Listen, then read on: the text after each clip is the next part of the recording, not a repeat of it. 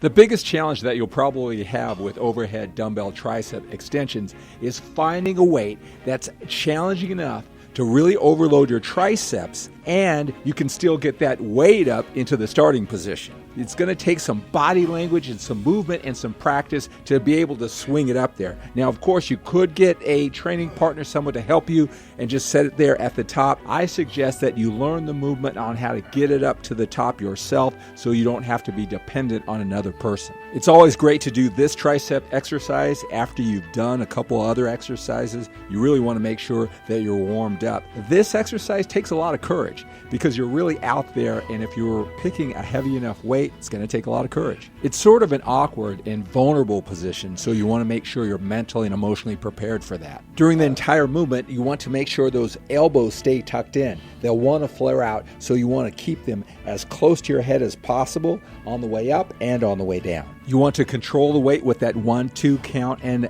this is a very important part of the movement. You don't want to go too low on the bottom of the movement. You don't want to have to explode out and leave your elbows vulnerable to injury. So you want to find that sweet spot where you really get a good stretch and you don't go too far down.